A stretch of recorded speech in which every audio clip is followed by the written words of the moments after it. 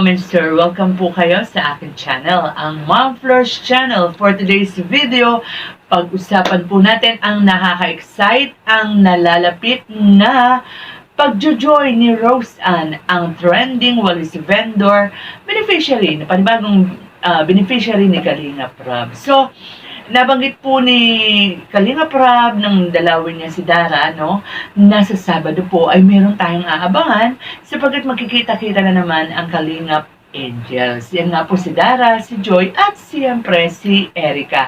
And this time, makakasama na raw nila si Rose Ann. Ayan, meron daw po nag-sponsor kasi para rito sa banding uli ng mga Kalingap Angels.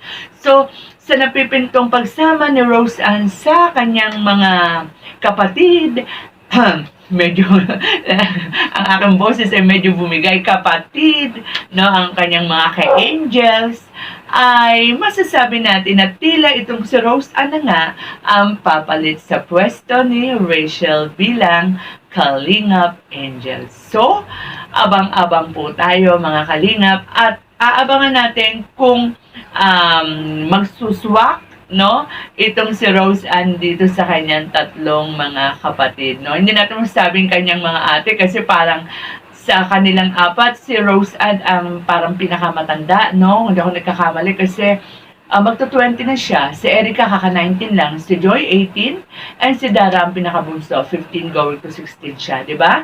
So tingnan natin ang kanilang bonding. Tong tatlong to, swak na eh. Dara, Joy, Erica, talagang super close na to. Ito, papadating si Rose Ann, tingnan natin kung paano ang kanilang magiging bonding moments dyan, no? Kung sila po ba ay, kumbaga, ang personality ba na Rose Ann ay suswak dito sa tatlong ito.